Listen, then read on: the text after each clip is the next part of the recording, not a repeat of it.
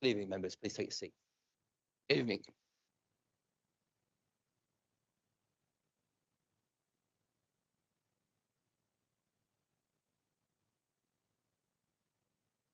Well, good evening, everybody, and welcome to tonight's meeting of the full council. I'm Chris Brown, Mayor of Tunbridge Morning Borough Council and Chair of the council. Your attention is drawn to agenda item 1, which sets out the guidance on how meetings will be conducted, including the ground rules. And for benefits of those who may be observing proceedings on our YouTube channel, members and officers will introduce themselves when invited to speak. So go on to item 2, which is apologies for absence. We've received apologies from councillors Barton and Boxall, and I believe Councillor Crisp is ending online, so that's an apology. Thank you very much. Any other members? Apologies? Nope. Okay, so item 3, declarations of interest. Does anybody have any declarations of interest to make? Councillor Mehmet. Thank you, Your Worship. For the Part 2 matters around Ivy Farm, I won't take part in that due to providing advice to landowners in that area. Thank you. Thank you very much. Item 4 are the minutes, and they are to confirm as a correct record the minutes of the annual meeting of the Council of the 13th of May 2025, as set out on pages 11 to 20. And do I have your agreement that they're correct? Great, thank you very much. Oh, Alison, or shall I do it later? Okay, I'll do that later. Okay, thank you very much. So item 5 is the Mayor's announcements. I think we've got quite a packed agenda, so I'll be quite brief. But first of all, I wanted to welcome back Councillor Steve Hammond to the chamber this evening. It's great to see you.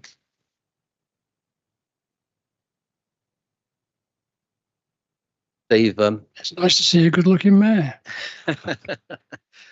You're too kind. Steve, I hadn't realised how busy that you were until you weren't able to attend to the mayoral duties, and then the mayor's office kept calling me to say, can I attend this and can I attend that? And I wasn't quite ready for it at that stage, so I hadn't realised how busy your schedule was. So thanks. At the time, I did thank councillors, past mayors, for helping out with that, and Sue Bell. You attended quite a few events, James Lark as well, and some others helped to keep the show on the road while you weren't with us. But I also didn't obviously see you at annual council, which is a great shame. But I have got tonight your past mayor's badge. So what I'd like to do is take this opportunity to present this to you, and thank you for all your work over the previous year. Thanks so much.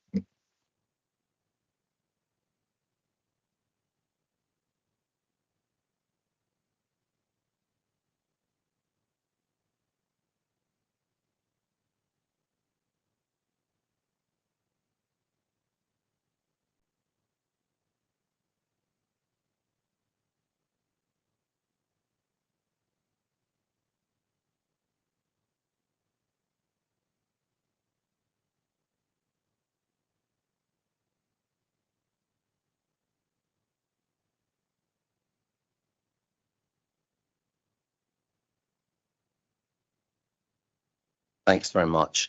So it's been a busy few weeks since the annual council, and I've been across the borough on a number of occasions, down to Tunbridge Castle for the Tunbridge Lions Club Fete and annual parade.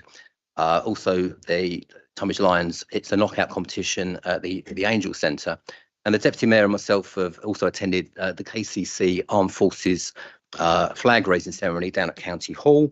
And I was fortunate to be able to attend the Medway Armed Forces Day celebration at the Dockyard as well. Helped open the Blossom Care Home launch at the Angel Centre a few weeks ago, which provides services for people that need care at home.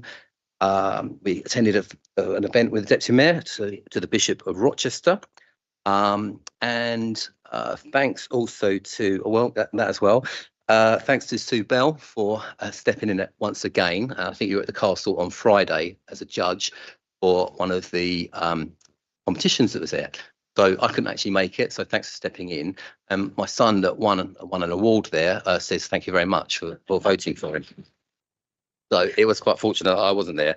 but he had a very good time. So thanks for that. And also to Councillor James Lark for attending the International Friendship Meeting to mark Freetown twinning anniversaries of 50 years, 40 years and 35 years. So James, thank you for that. We had a meeting this morning with the Deputy Mayor to talk about Mayor's charity events. So they'll be advertised shortly. Trying to resurrect the Mayor's charity go-kart race. For those of you who were around a few years ago, we can have a bit of fun at Buckmore Park. Don't go too fast. We don't want any by-elections. But we're trying to get that going, and we'll have a quiz night and perhaps a garden party a little bit later on in the year.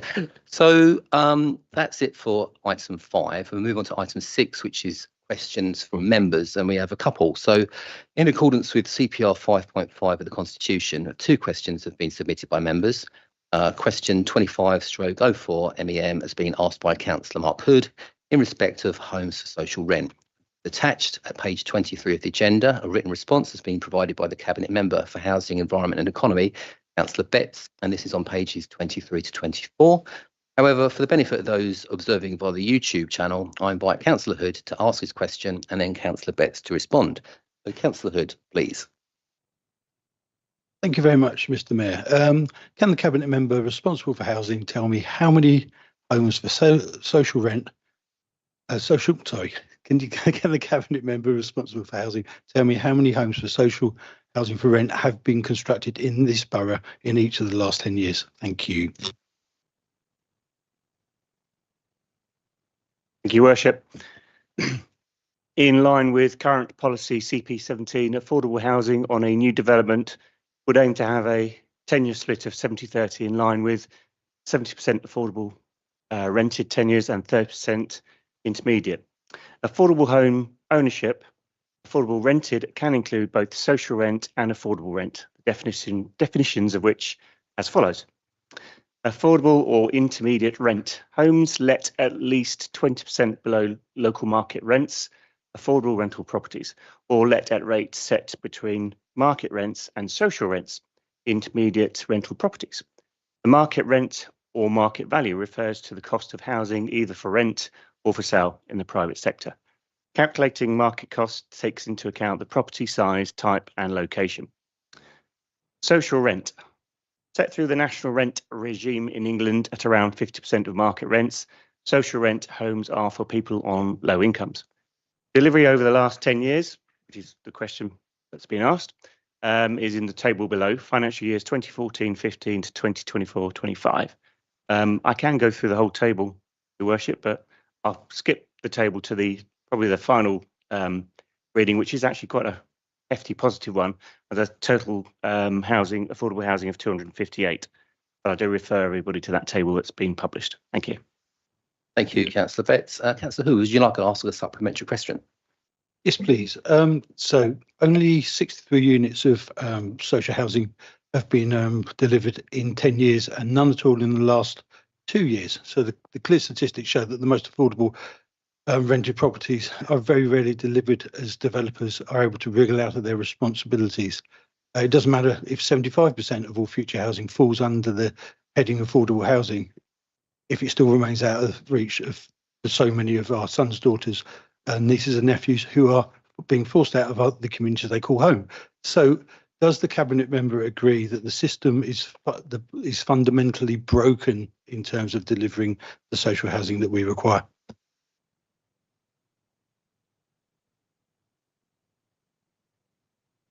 I wouldn't agree that it's fundamentally broken entirely, but clearly there is room for improvement. I think we'd all agree to that. I don't know if the leader would like to add any more to that, but if I may, Your Worship, thank you. Ultimately, it's been very difficult in the last couple of years for any developer to bring forward affordable housing policies that are viable as is required under planning law. And that does limit the ability of this or any other council in order to deliver as many social rent homes as perhaps we would like to. It's worth saying that if the council were to essentially reopen a housing revenue account, which obviously is something that is referred to in the next question, we have the added complication of having those exact problems ourselves that many others are dealing with at the moment. I think that the housing market is very much crumbling. I don't think that's something that this council is immune to, and I think that it's something that we have to work together with developers to get over. The good news is we are delivering intermediate homes, we are delivering homes for affordable rent, and they continue to come forward in good number, as Robin said. Thank you very much. Question 25/005 has been asked by Councillor Atwell in respect of housing companies. This is attached at page 25 of the agenda. A written response has been provided by the Cabinet Member for Housing, Environment and Economy, Councillor Betts, and this is on page 25. As before, I invite Councillor Atwell to ask her question and ask Councillor Betts to respond. Councillor Atwell, please. Thank you very much. Given our housing targets, which include a 10% punitive uplift, as we have not been able to deliver to our targets to date, and that we've not been able to deliver any new social housing across the borough, subject to the last question, is this the right time for us to stop relying on private housing companies and instead set up our own arm's length building company who could build for social and economic benefit without the need to make profit for shareholders?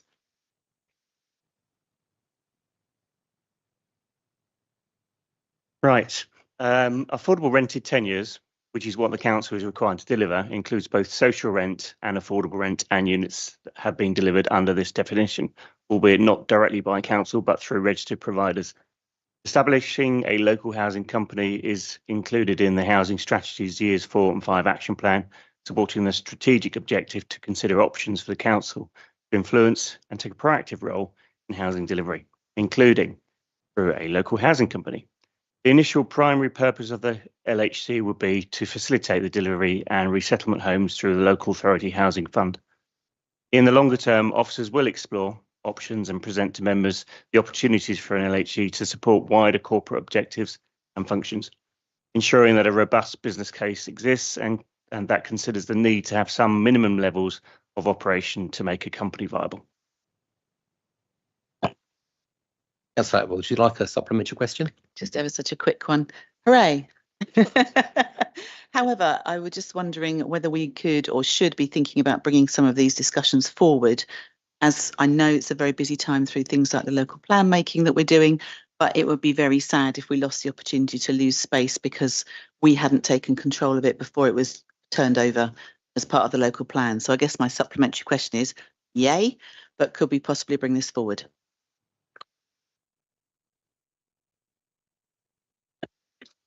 I see no reason why we can't discuss these options available to us. Obviously, the leaders just mentioned to me about market conditions, but I'm quite happy to bring this forward to discuss the options available to us.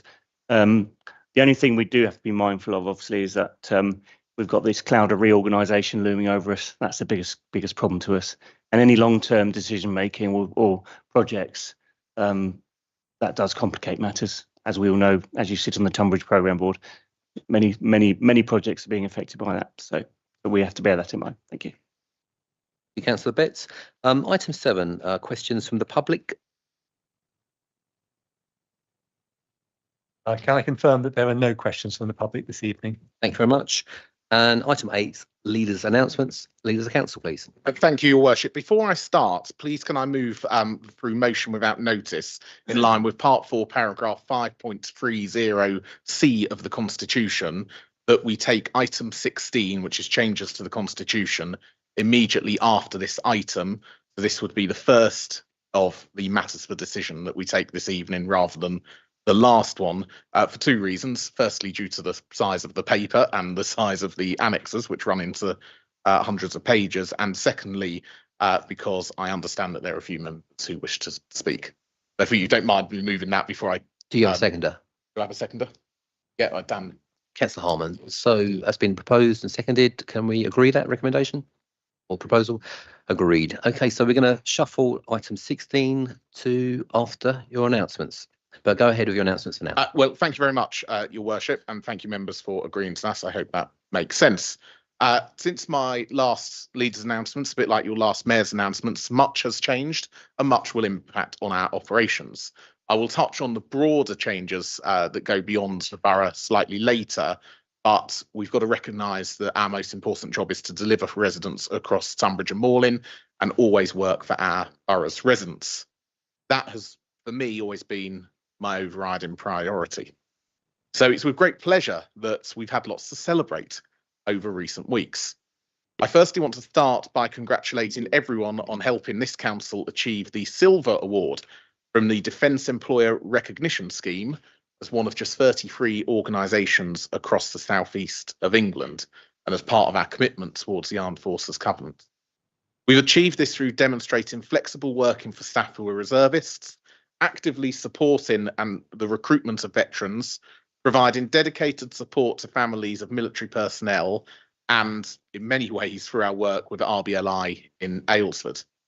It's fitting that we can announce this as Councillor Hammond, one of our armed forces champions, returns to the chamber after his period of ill health. And I'm sure Steve and Dave Davis, our other champion, are looking forward to the event in Portsmouth in a few weeks' time, in which we'll be officially recognised. Obviously, our support for the community goes beyond the armed forces, and it's been inspiring over recent weeks to see so many small organisations benefit this summer from our support. Much of this was provided through the 50th anniversary community grant scheme, which was wildly popular, 3.5 times oversubscribed, and many of the projects are being implemented as we speak. I'm looking forward to the Shared Growth Fund, which is our next grant scheme, where we intend again on prioritising funding for small local groups who help each town and village within the borough. It's really important that our small organisations benefit as much as possible from what we're able to assist them with. We've also, alongside town and parish councils, been able to see the second summer of the community enforcement team start again, the award-winning community enforcement team, I should say. And I'm pleased that they've been very busy in helping take preventative measures to ensure we remain one of the safest boroughs in Kent. They've also had to step it up where needed too. We've seen the need to engage their services with Kent Police in helping tackle antisocial car meets and noise from nuisance vehicles in Snodland and East Peckham. And indeed, they've supported wider measures to prevent antisocial behaviour across Snodland over the last few days. And they've really made a difference in terms following the dispersal order that was put out at the weekend.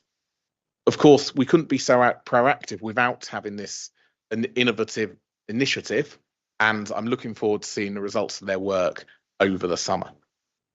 We've also been thinking about crime prevention from a strategic perspective too. Last month, we had 5 different police and crime commissioners from across the southeast of England in this very building, looking at how we can tackle waste crime together.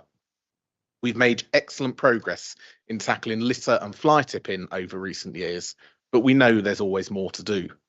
Being able to identify perpetrators is one thing. How can we work together to change the behaviours by those tempted to scar our countryside? But our countryside isn't just places that we need to protect and defend. We also need to look for opportunities to enhance the rural economy and invest in the facilities that we have in rural villages. Where they are nationally important, that only increases the pressure. So I'd like to thank our planning officers in particular, who've worked so hard over recent weeks to ensure that Buckmore Park has received planning permission for the paddock development there, the next stage of its development as one of the best grassroots circuits in the country. And before they get the mayors arriving to try and get round the track in one piece, I'm hoping there may be some more talented drivers who perhaps could be next to Lewis Hamilton or Lando Norris there. At the other end of the borough, it's been a busy time in Tunbridge too. The new banking hub is currently located at Tunbridge Castle, whilst we await its permanent location to be finalised. I was there this morning and it's already very popular with people coming in and making most of those facilities. We've been running the consultation on whether to introduce a town council, which closes on Monday, so just a few days left to participate. And then over the next couple of weeks, we'll be launching further engagement and consultation in the town on the east of the High Street's master plan proposals, looking at the replacement Angel Centre project and the wider use of the site. This is a really exciting time for the town as we have a once in a generation opportunity to change the centre of Tunbridge for the better. The town needs to grasp this opportunity, and I hope that residents will support changes and proposals that will deliver new viable facilities for which the town should be proud. I mentioned viable because we must ensure we continue to deliver great value for money for taxpayers across the borough. Our financial position is one of great strength and has been well nurtured over the years, and we are in an incredibly good financial position for a good reason. Much of that is down to the diligent approach taken by our Director of Finance and Transformation, Sharon Shelton. So I wanted to use this opportunity to thank Sharon in public for over 42 years of service to the council. But as Sharon told me the other day, because she counts in financial years, I gather this is the 43rd financial year and not the 42nd. Sharon has been a dependable, efficient and rigorous officer throughout this period and has served much of this time as our responsible financial officer. She hasn't always had good news to deliver to us, and truth be told, as a leader who likes to get things done, I know when I'm encouraged to speak to Sharon, it's not to receive a good message. But I'm sure we can all agree that Sharon is everything an officer should be. She's celebrated across Kent for her grasp of detail and is considered one of the best in the business for a reason. She will be missed following her retirement, well-deserved retirement at the end of this month, but I'm sure as a resident of the borough, she'll still be keeping an eye on where every penny of our money is spent. And that leads me back to where I started, talking about the importance of delivering an efficient council, one that takes itself seriously.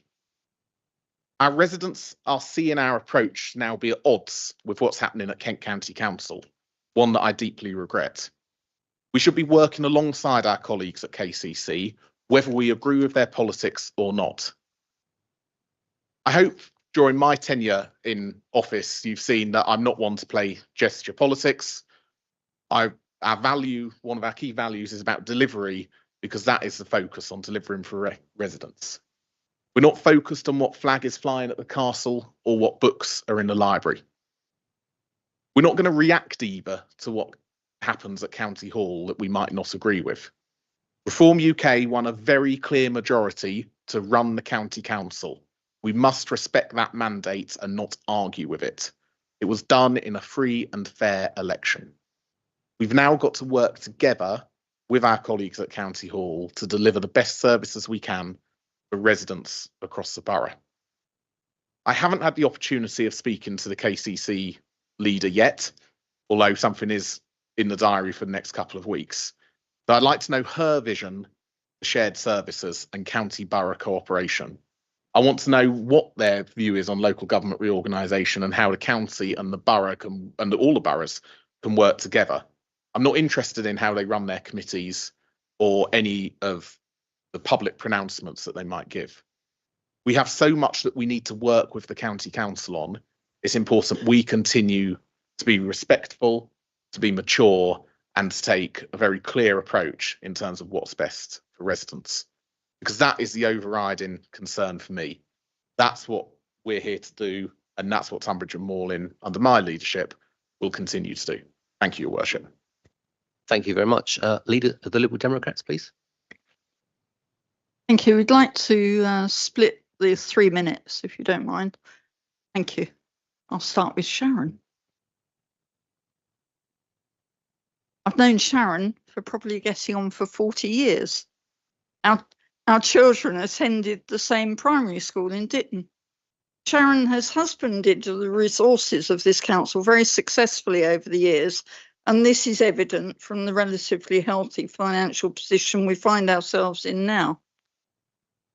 She leaves us with knowledge of the MTFS, which not all councils have, but that has stood us in good stead for many years. Sharon has always been very patient and understanding for those whose brains don't operate from a number base, and she has always been happy to explain in detail the hows and whys of finance. A loyal member of the Tunbridge and Moorling team, my group thank you for your long service and wish you many happy hours spending your time doing what calls you in retirement. Thank you. Thank you, Mr. Mayor.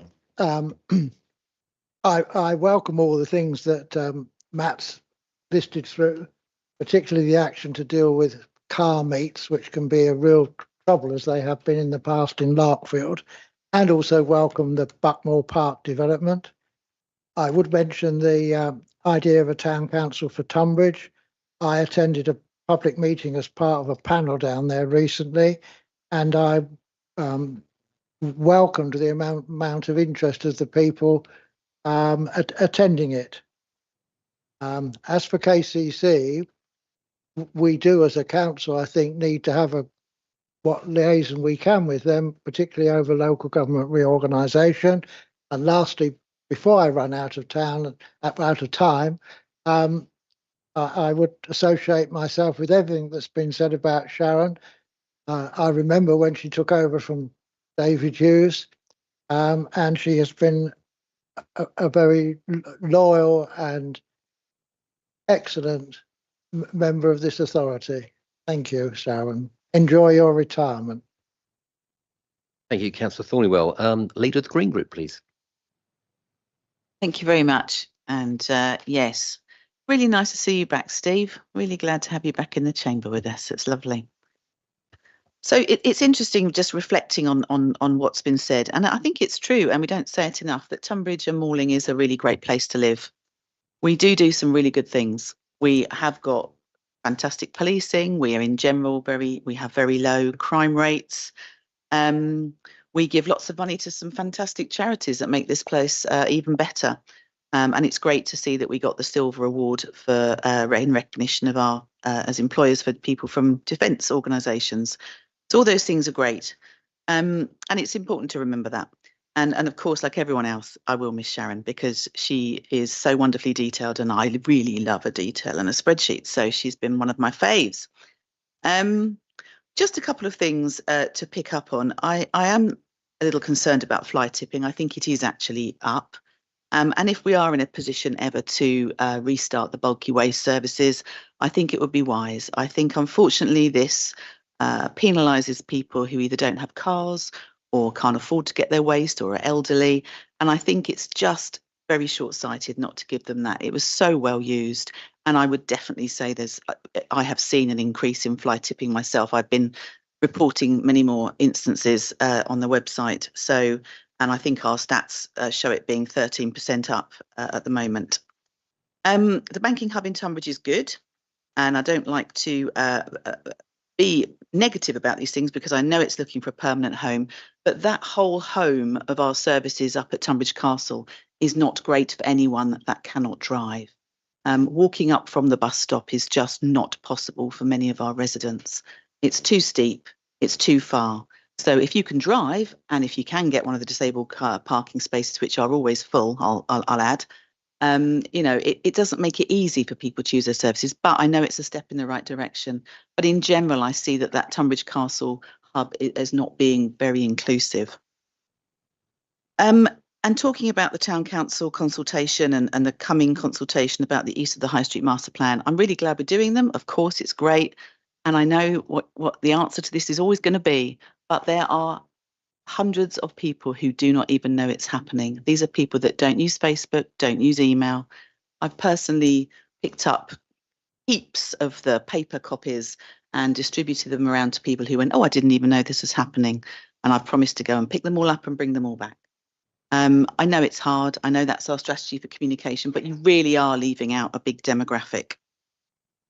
In terms of KCC, and let's be honest, from this side of the table, we are all very good at working with people, even when we have different views. So we are quite comfortable with that and think it's a good thing. We should all be able to disagree madly, but still work respectfully. And I hope that that's what we've been trying to do very much. I'm nearly finished. But we're not going to not speak out when we see things that we think are fundamentally wrong. So whilst we'll be respectful, we'll wait and see how much they want to work with us and for the reorganisation. It's going to be hard, but at a work level, we'll be respectful. But personally, we can't not speak up about things that we think are intrinsically wrong. Thank you. Thank you very much. Councillor Hickmott, please. Thank you. I'll start by saying thank you to Sharon for a long service. You don't get as long as that for Burda, do you? That's, you know, you put in you've put in, that's a lifetime, that is. As you say, sometimes you've had to say no to some of the stuff that we wanted to do, but I'll have to admit it's turned out in the right way. So say thanks very much for that. I went, both myself and Angus went to the town council meeting or proposed town council meeting in Tunbridge. I thought that was quite a positive evening. I didn't, usually when people don't like something, they turn up in numbers and protest about it. That definitely wasn't the tone of that meeting. So hopefully, given the reorganisation, it should bring local government closer back to the people there. Quick trot through waste management. Waste management at the borough is very good. I'm always on to them about fly tipping, etc., etc. Most of it's not Joe Bloggs. It's somebody who's been paid to take stuff away properly, and they've just dumped it in the countryside, which is not very good. As for the county council, I don't think the previous administration had a lot of money. Most local councils haven't got a lot of money. I don't know what it make a little bit of difference who's running it, but it won't make that much difference. There's not that much excess money around, so it's going to be a tough gig for them. So best of luck. And finally, Councillor Taylor, please. Thank you very much, Your Worship. I just wanted to say I welcome the spread of civil enforcement officers reaching out wider through the borough. This has got to be a good thing. And Sharon, I've had calm and knowledgeable guidance from you on many occasions over the years I've known you. I've also had the death stare when I want to spend more than you want to let go. But because of that attitude, you have left this council in a very sound financial situation. I thank you for that, and I wish you well in your retirement. Thank you, Your Worship. Just to come back on a few points that were made, I agree with much of what has been said. On fly tipping, I agree with Paul, and actually our stats would show this, that actually the majority of our fly tipping instance is not domestic waste, it is industrial waste. It's not Joe Bloggs, as Paul said, it's generally commercial companies. So it's, look, every fly tip incident is disappointing. There is absolutely no doubt, but we have a really good enforcement team who work with waste services here. We are able and we do to issue fines where we can and pursue these matters, and it's really important that we do. And also I'm really pleased that regionally we're taking the lead on this. I won't be proposing to this council that we seek to move Tunbridge Castle. I don't think our ancestors would be very happy with that, because the town of Tunbridge only exists because of the castle. And obviously, I won't give everyone a history lesson, but we all know why the castles were built at the top of a hill. Now, perhaps that doesn't meet modern day accessibility standards, but I think the castle is the jewel in the crown for Tunbridge, and unfortunately, perhaps for some people who find access difficult, and I completely understand why, I don't think there's much we can do about it other than make it as accessible as we possibly can. We've had a lot of work take place over a number of years now through the castle group that Des Kears has led on, looking at the future of services that we deliver in the castle, because the last thing I would want would actually for it to go into private hands. We've got the castle, it's a really important asset. We need to use it. It critically provides a civic base down in Tunbridge. Excuse me. We have tried as best as we possibly can to communicate with everyone during the town council consultation. As discussed at our previous meeting, we've put a lot of money aside in order to communicate directly with everyone through their households. You can't fasten a pig on market day. You've really got to keep on communicating throughout the process, before, after, and this council's doing really well in terms of our communication strategy. At the end of the day, I don't know the outcome. We'll find out the outcome in a few weeks' time and see from there. But look, we did write to everyone in Tunbridge to make them aware of the consultation. If they don't wish to respond, that's an individual's choice. And what I'd just say on the county council is, I have views about what the county council are doing, but certainly in my engagement with them, it's going to be focused, it's going to be business-like, it's going to be serious. I'm not going to opine about what they're doing in terms of their services. I'd rather they just let us get on with it ourselves. So that's going to be my focus. That's what's taking up my time and energy, because ultimately we owe it to the people of Tunbridge and Morlin to deliver the best services we can that we're responsible for delivering. Thank you, Your Worship. Thank you very much. So we're going to matters for decision. We're going to go straight to item 16, which is changes to the Constitution. And the monitoring officer is going to introduce the report, but the recommendations at 3.1 and 3.5 on page 102 ask members to note the changes in respect of structural changes arising from the retirement of the Director of Finance and Transformation, and agree to changes recommended as detailed in the report. A revised version of the Constitution with track changes attached to Annex 1, which is published as a supplement. Adrian, over to you. Thank you, Your Worship. I was proposing to deal with the first three parts of the proposed changes. The members will note there are 5 parts to the proposed changes to the Constitution. So I was going to introduce parts 1 to 3 and then invite the leader to explain the rationale to parts 4 and 5. So dealing with the first 3, the first proposed change is probably the most straightforward, and those are the changes that I am proposing to make, which are consequential upon the retirement of Sharon Shelton and the appointment of a new head of finance and section 151 officer. These changes are just for noting, because I do have authority to make consequential changes such as that in any event, but I brought them forward so members can see them in their entirety. But that first part, they are just for noting. The second part relate to the overview and scrutiny procedure rules, and these changes seek to clarify the position of the 2 vice chairs of the Overview and Scrutiny Committee. Members will know that we have 2 vice chairs, but the Constitution has been silent as to which chair will be held by which party, whether that's the party, a party forming the executive, or one of the opposing parties. So these changes propose to clarify that by proposing that the first vice chair will be held by a party forming the executive, and a second vice chair will be one of the opposition parties, but not the opposition party that holds the chair of the committee. So those are the changes to the overview and scrutiny procedure rules, and it also clarifies the process for the first or second vice chair to take the chair in the absence of the appointed chair, if that makes sense. Finally, the third part, and the last one for me, relate to the provisions for making decisions during a period of serious and unexpected disruption. These were initially introduced during the pandemic, but it's been pointed out that there is an anomaly within there, in that the rules allow for decisions to be taken if the decision maker obtains the agreement of either the chair of the Overview and Scrutiny Committee, or if that person is absent from the mayor, deputy mayor and the group leaders. However, the chair of Overview and Scrutiny is one of the group leaders, so therefore you end up not being able to take a decision under those provisions.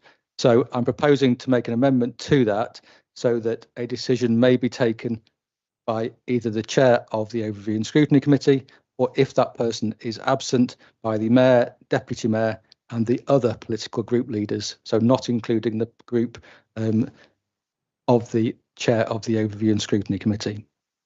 So that was all I was proposing to say, Chair. So perhaps I can invite the leader to explain the rationale behind the other parts. Thank you very much, Your Worship. Moving from 4.12, this looks at rules for public speaking at planning committees. At the minute, we effectively have no maximum limit on the number of public speakers at planning committees. Obviously, that does cause issues, particularly in terms of applications which have a number of people who wish to speak in public, and actually does cause us for the potential to have incredibly long meetings and subsequently, in my opinion, impact on the quality of decision making that would arise from that. So There are various proposals put forward from 4.12 of the report onwards, and there is also at 4.20 a change to committee procedure rules to strengthen area planning committees. Thank you very much. I'm happy to propose the recommendations too. Thank you very much. I've got a couple of speakers. So, Councillor Oakley first. Thank you. I'd like to speak to the second item on overview and scrutiny. As leader of the largest minority opposition party, I'm the chair of the Overview and Scrutiny Committee. This groundbreaking change was made as a result of a recommendation of a peer review 3 years ago. Previously, under the old chair, where the chair was a member of the controlling group, the Overview and Scrutiny was a rubber stamping lacklustre affair. The whole raison d'etre, having leader of the opposition chair, ONS, is to bring an extra rigour and dimension to overview and scrutiny, and thereby the workings of this council. I think you will agree I've done that. It is an absolute nonsense to then determine that the Conservative ruling group should chair any meeting of overview and scrutiny in my absence. It goes against the spirit and recommendation of the peer review. So it's my view that the first vice chair should not be a member of the executive. The first vice chair should be a member of the opposition. Sadly, I can't call this in.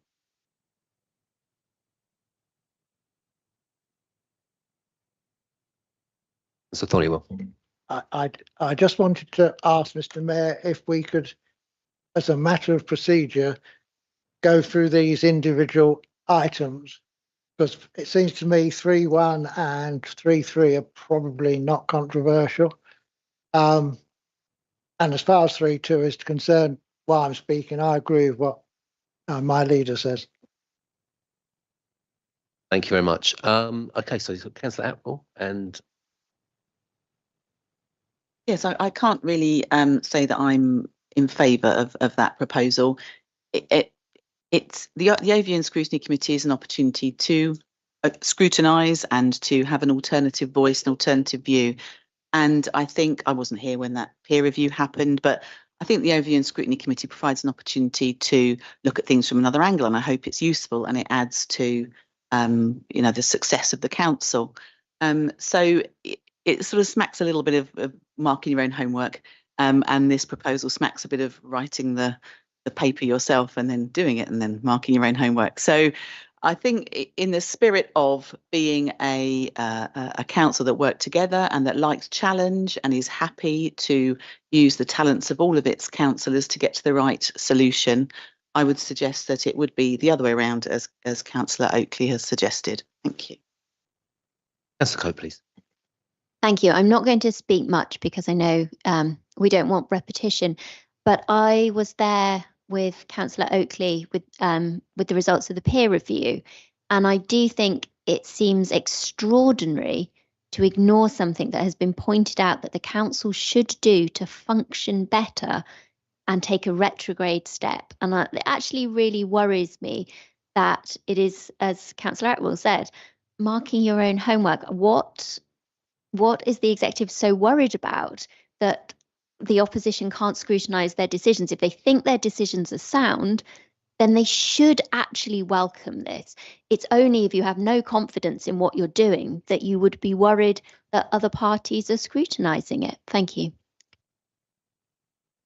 Councillor Cloakey. I won't repeat what's previously been said, but on the back of that, can I therefore propose as an amendment that the text on the qualifications for the first vice chair and second vice chair are reversed? So the first vice chair is a member of the opposition party not belonging to the party of the chair, and the second vice chair is a person from a member of the party forming the executive. Seconder for that. Go ahead, Mr. I absolutely agree with Councillor Clokey. I'd like to second that.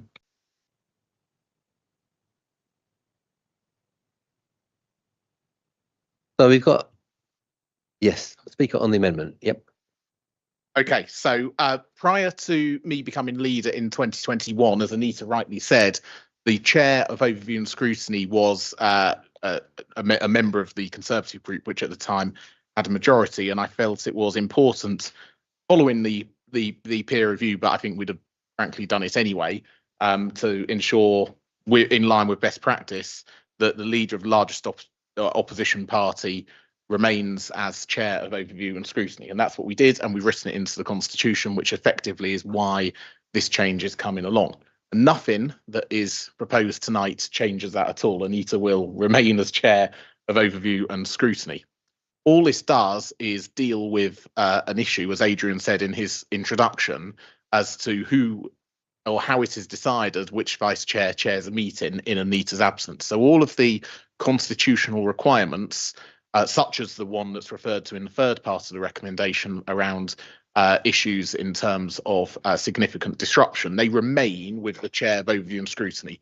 That does not change at all. I'm just looking at the peer review itself, and the section about overview and scrutiny was actually that they referenced as actually a broader governance point with regards to the advisory boards that we had at the time, which were seen to prevent overview and scrutiny from doing its job.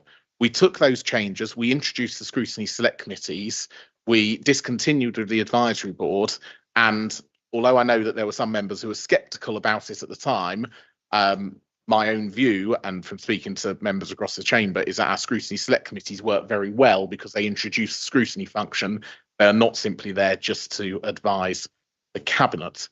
Now, with regards to this change, as I say, we still will have two vice chairs of overview and scrutiny. Anita, in her current as the current post holder, will still remain the chair of overview and scrutiny. All this is referring to is simply which one will chair a meeting when the chair of overview and scrutiny is not there. And I think there's been some misunderstanding from the contributions around that during the debate so far.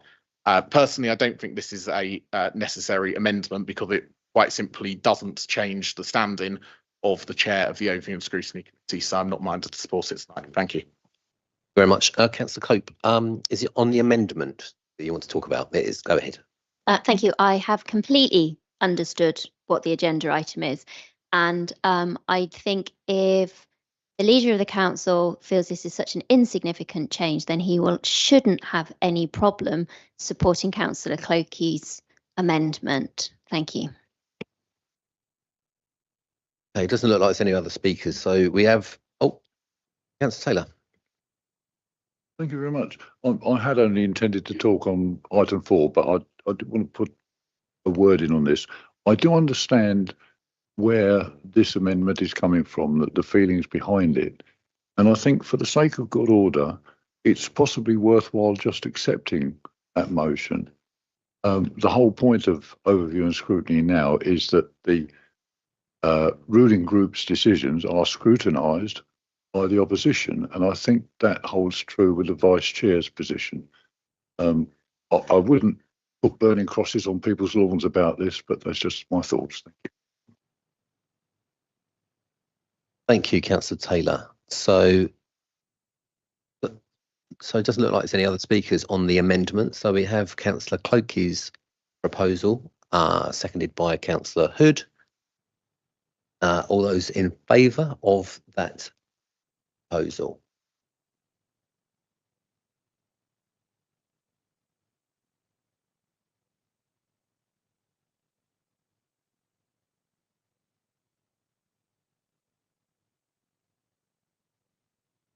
And all those against?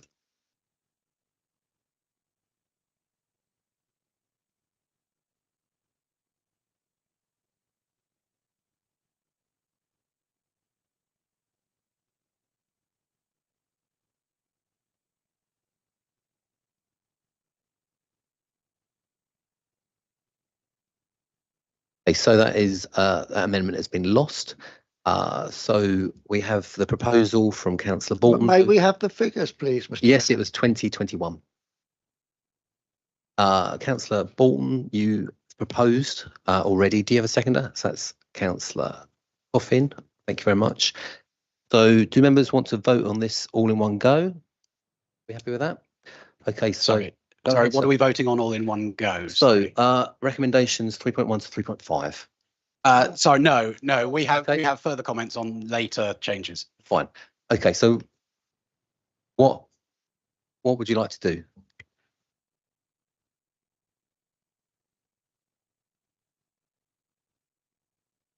But I propose that that we accept 3.1 and 3.3.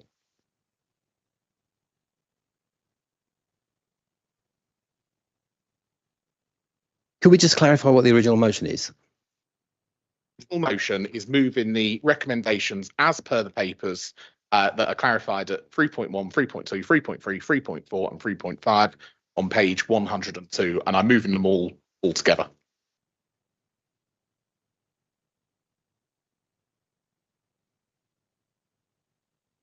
Right. Okay, so stand by. Sorry, Chair, just to clarify, members are only allowed to speak once on the motion proposed by Councillor Borton and seconded.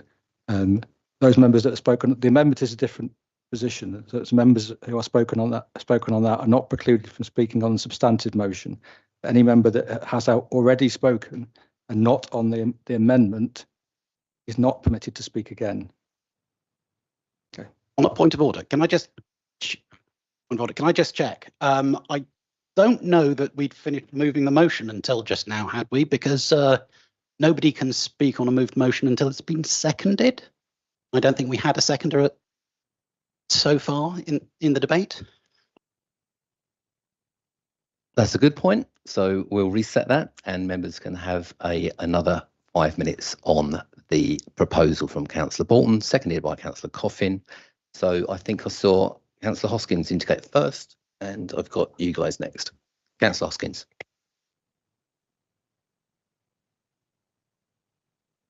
That wasn't me. I'm quite upset that, and I don't understand why we can't vote on each little bit separately, because they are totally different issues. I know they're all changes to the Constitution, but they're about completely different issues. So it seems to me absurd to take the whole lot as one thing. I wish to speak particularly about, hang on, which one do I wish to speak? 3.4, the changes to the rules for public speaking. And I cannot vote in favour of that. So I don't know how I'm going to vote about changing the post of head of finance, which is perfectly sensible and I would love to vote in favour of. But anyway, I will speak to 3.4. We have been elected by our residents and we have a duty to listen to our residents. And this is virtually the only chance that our residents have to address us directly in public. And I have to say, I don't really care what other authorities do, because I believe that we are doing the right thing for our residents in Tunbridge and Malling. Then it talks about a balance. Well, it's extremely unlikely that you're going to get a balance. And if you've got 90% of residents against a planning application and only 10 in favour, then how is it balanced to have a 50-50 speaking thing? It isn't, is it? If 90% are against, then 90% of speakers should be against, I would have thought. And yes, okay, we might occasionally get a meeting that goes on to midnight or has to run over 2 evenings, but so be it. In my view, that is actually what we're here for. And I think it's really, really important that we do allow anybody who wishes to speak at planning meetings the chance to speak. Thank you. Thank you very much, Councillor Hoskins. Councillor Atwell. So just to remember, we've got one opportunity, up to 5 minutes. I'll do my Thank best. you. So, yes, I'm also speaking about 3.4. I disagree with this in its entirety. I also feel as if we are moving ourselves away from the people that are our voters. I think we have to give them this opportunity. I think we should encourage them, not discourage them. And frankly, I have found it quite embarrassing to sit in the chamber sometimes when a meeting has gone on a long time and seeing people looking at their watches and yawning and getting cross. This is what we agreed to do. This is what we said we'd do. If they want to come and tell us what they feel, great. The chair of each planning committee could meet with them beforehand. There's lots of different ways to mitigate this. I don't like the idea that it's first come, first served, because you'll end up with an echo chamber of people who always are the first come, first served. I think it's very undemocratic. And I think, quite honestly, we should be doing more engagement with our residents, not less. And this is their one and only chance sometimes to say what they feel. And it helps us to understand the strength of feeling amongst the community. So I'm definitely against 3.4. I'm also feeling very confused now because I agree with 3 of the motions. I don't agree with 2 of them. So now I don't know what I vote. Thank you very much, Mr. Mayor. I would have imagined that as chairman of the council, you would have the ability to break this down into the component parts. And I would hope that you'd be able to use your judgment to do exactly that. Because if you listen to members, they are clearly conflicted between the different elements.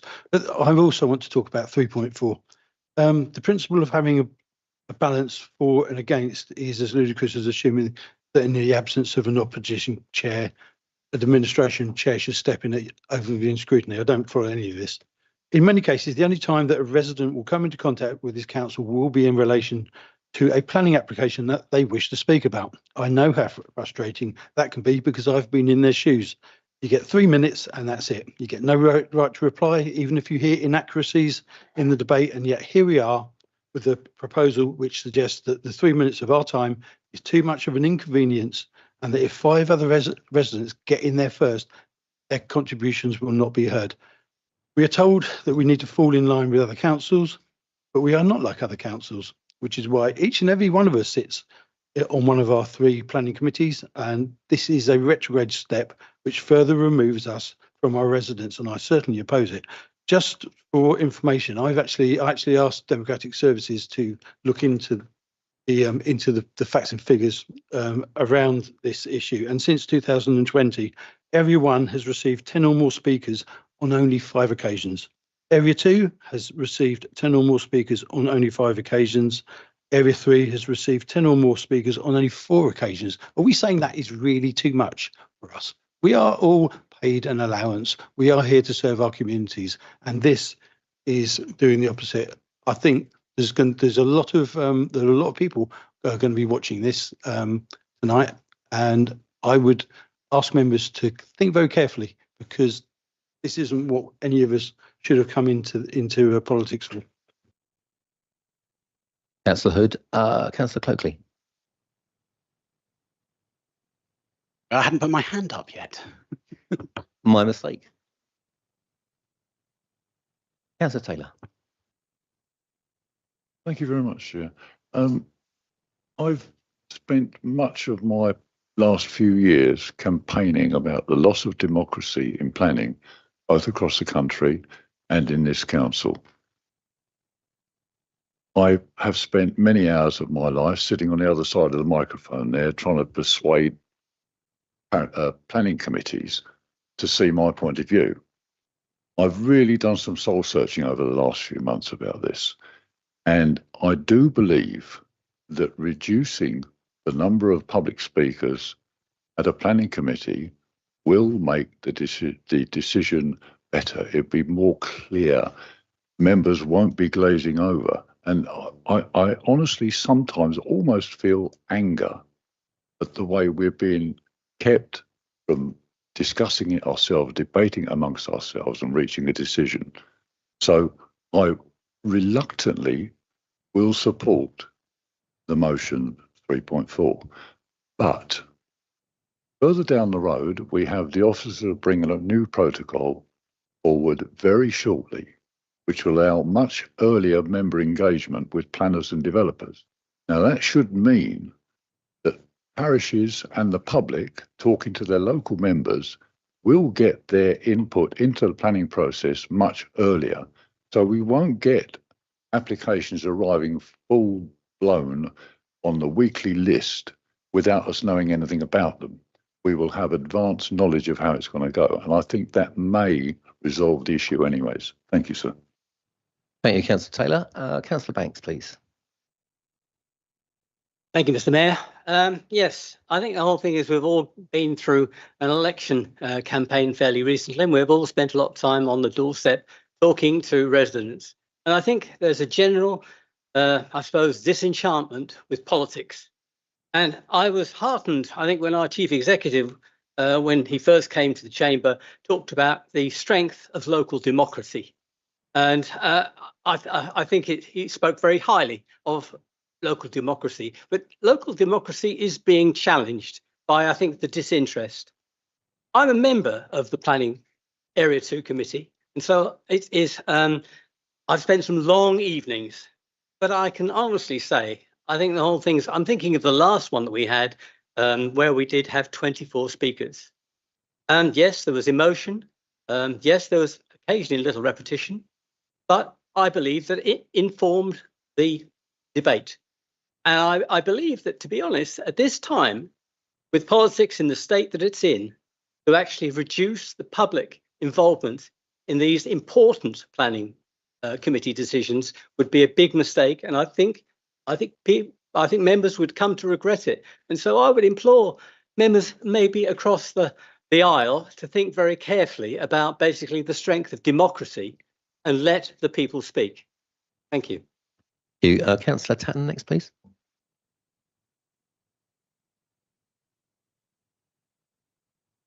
Thank you. I'm incredibly disappointed by the proposal. I think planning is one of the biggest issues for our residents and it concerns them greatly. And I think the average resident doesn't come along to planning committee for a good night out. They come because they've got something really important to tell us and something to share.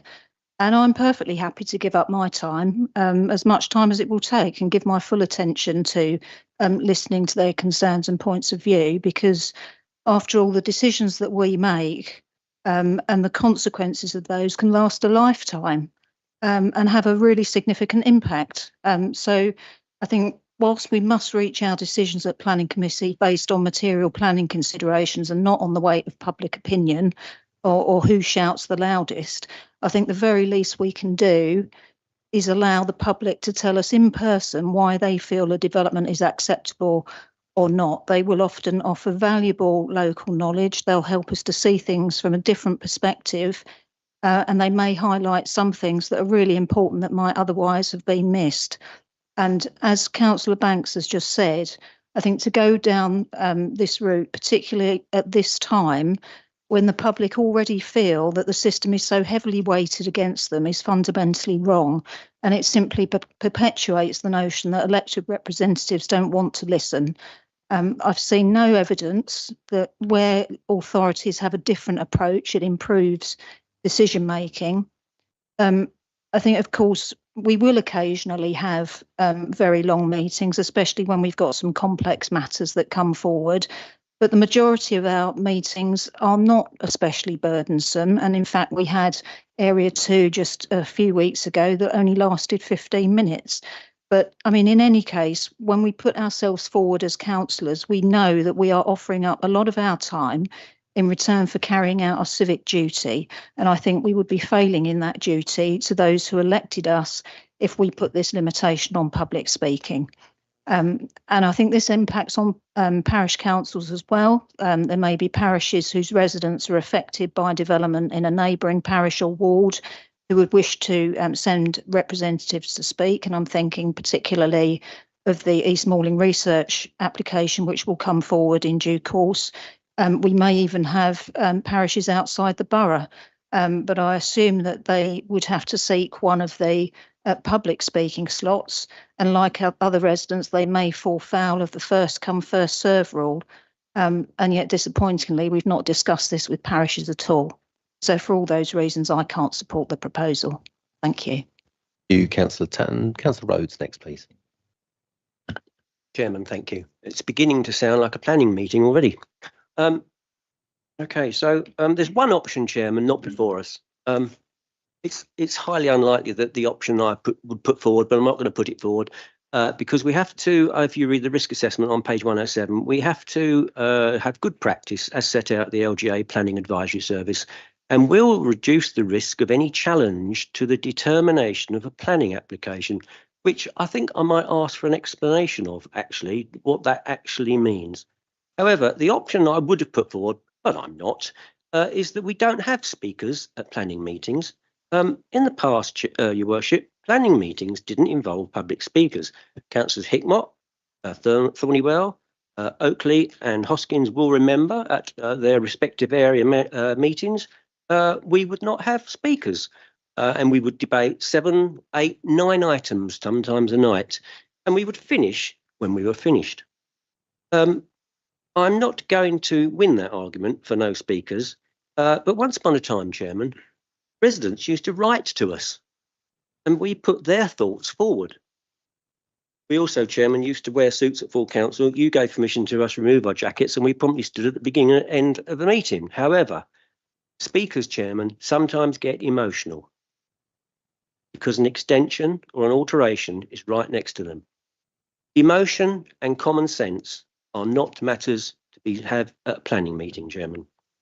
In the mid-90s, and I suspect it was two Jags, Job Prescott, that put this forward, speakers were allowed and members could seek clarification of points raised by the speaker. That ability was then removed, the ability to raise a point put forward by a speaker. I don't remember voting for that, Your Worship. So that is why I prefer no speakers, lack of clarification when needed. I will, however, support the recommendation. Thank you. Thank you very much. Councillor Cope, please. Thank you. I firstly would just like to point out that some of us are not living in parished areas at the moment. So with the democratic deficit in Tunbridge as a town, limiting the input of people in that town on planning applications seems extraordinary.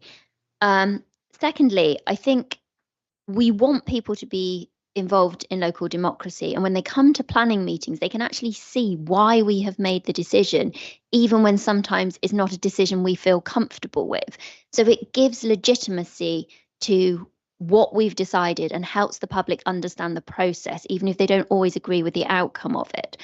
And thirdly, could I suggest, if there are some councillors who are finding the meetings too long, maybe they can speak less at the meetings. And if they find that an outrageous suggestion, perhaps they can now empathise with how local people feel that you are basically saying the same thing to them. Thank you.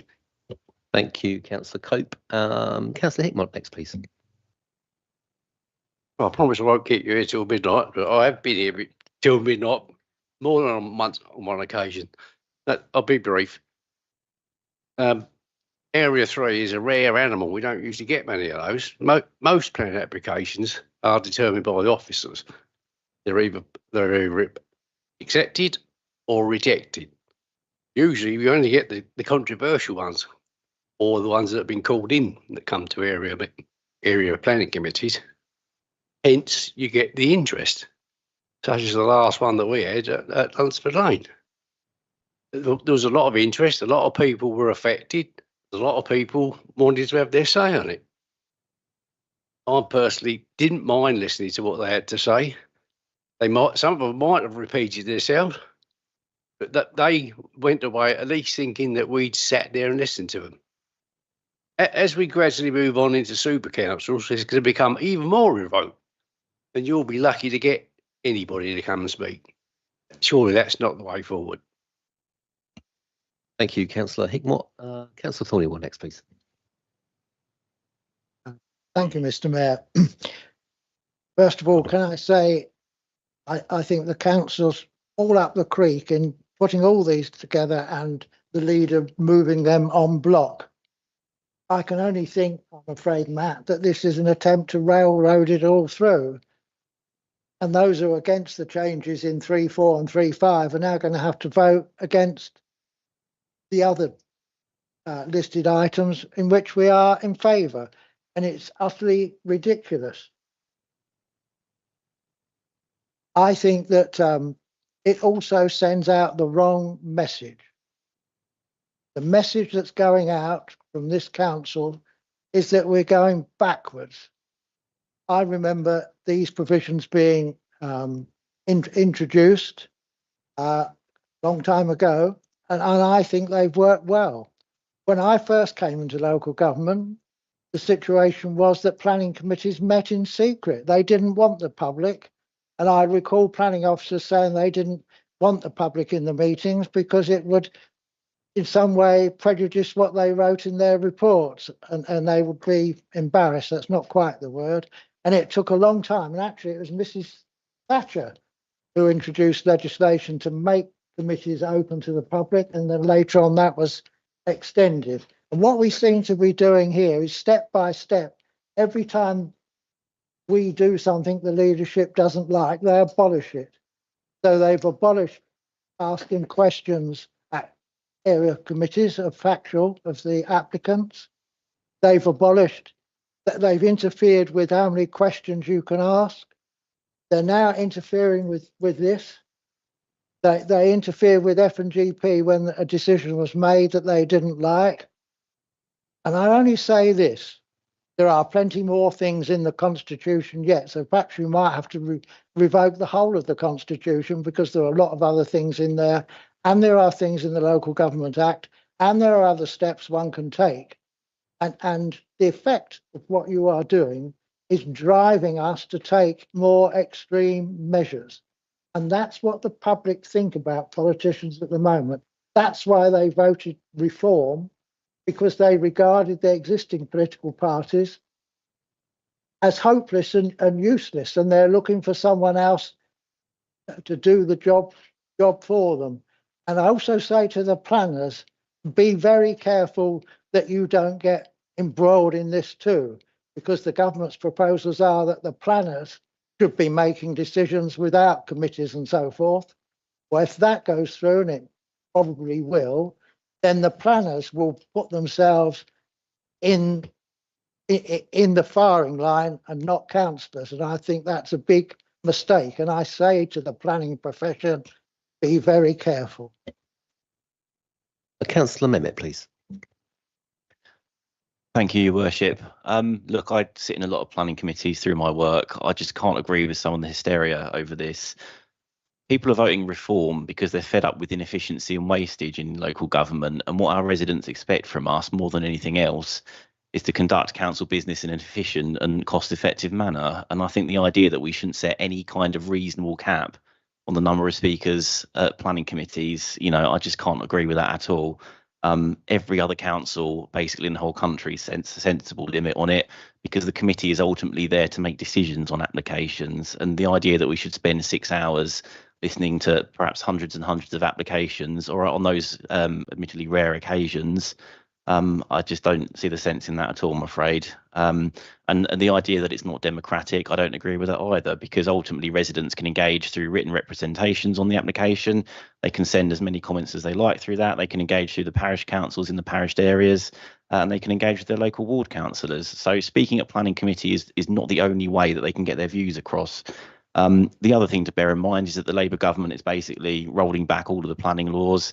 They want us to build tens of thousands of houses. So we're going to be seeing a lot more of this.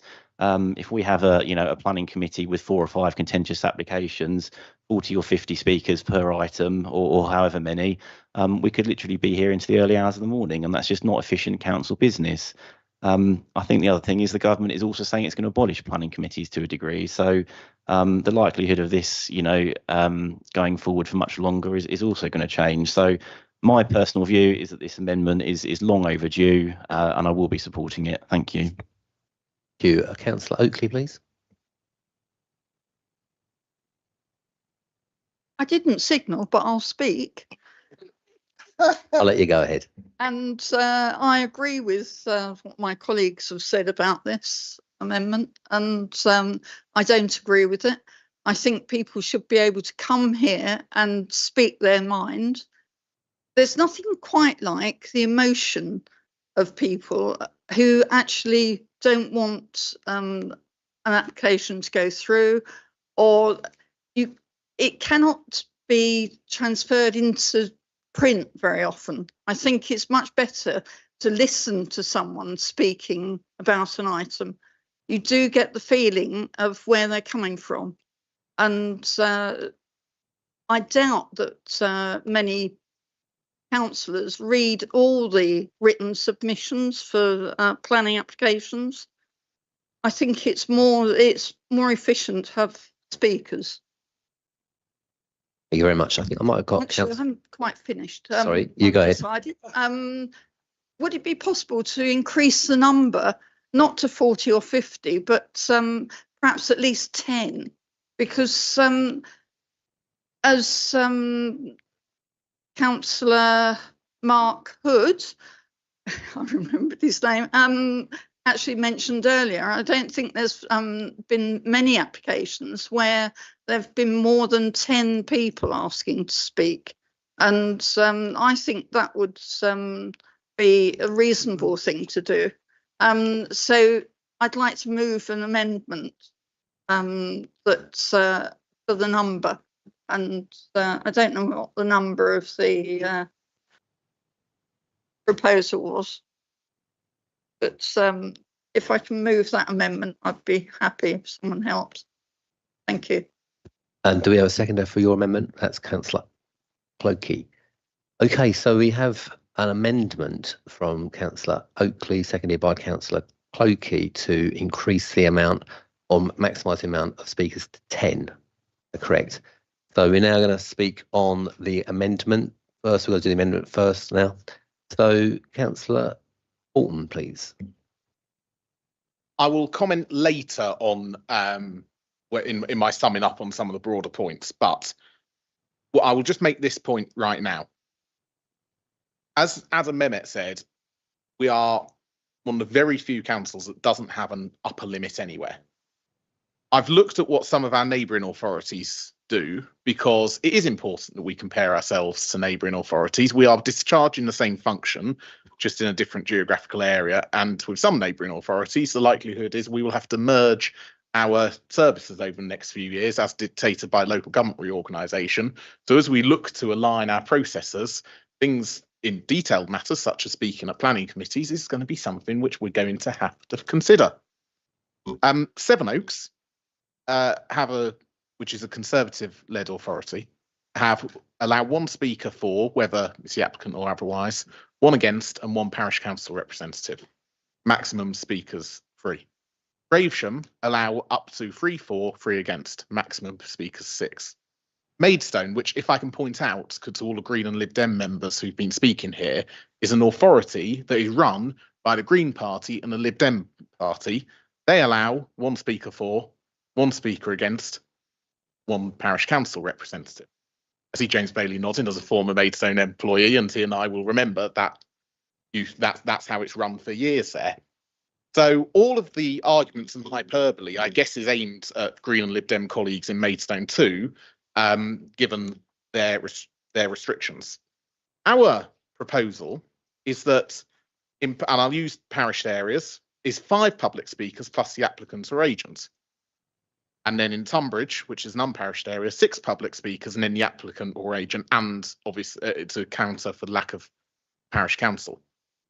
So what we're proposing on the papers is already way more generous than our neighbouring authorities. But in my view, there is absolutely no need to support the amendment to lift it to 10 tonight.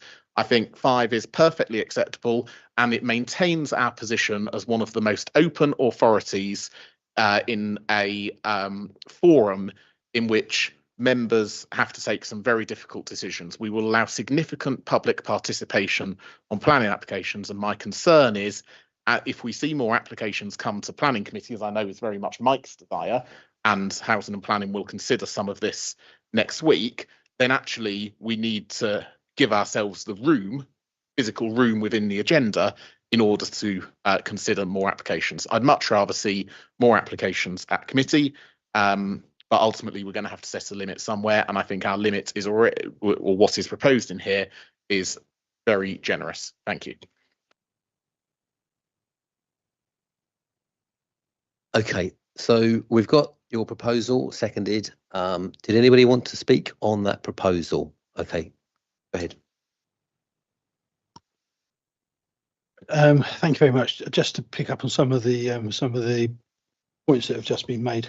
Obviously, Maidstone Borough Council has been under the control of the Liberals and the Greens for precisely a year. They've inherited a situation. I'm sure the Green Party would love to have been in control for far longer. So that point is particularly invalid. But this is the second time this week that I find myself having to remind members that actually planning process and the planning committees are non-party political. Party politics doesn't come into this, and it cannot. So I'm disappointed again. Certainly we can get around this. I will be supporting the amendment because it's better than what was proposed originally. But common sense comes into this as well. So we've known about planning applications that were about to come to Area 1, and we had concern from planning officers about a large number that might be difficult to handle. So it is possible to talk to the people who you know are particularly incensed or agitated about a particular planning application and say, actually, people do start to turn off. If you get people who are repetitive, then councillors certainly don't have the attention to keep up. So what you do is you say, actually, you get together, try to cover all the subjects with fewer representations, and I think possibly 10 would be enough. Would just for a complex case application, I think 10 would be appropriate. So I will be supporting that, because 5 is patently not enough. And I think that, as Councillor Oakley pointed out, we've got the data. We can see that it's a rarity that you get over 10, and I think we can do more, certainly as area planning chairs, to try and manage this to everyone's benefit. Thank you very much. Just to remind members, we have got the proposal from Councillor Oakley, which is seconded. So we're just speaking to that. Councillor Harry at the back. And then we'll come on to the rest of the list after the vote. Thank you. Hi, thank you. I am saddened to see any limit being imposed at all, because it strikes me at a time when we struggle so frequently to get any public engagement that we try and limit the public when they do take an interest. However, I think 10, in view of the other comments, seems like a sensible compromise. And I would support the 10 on that basis.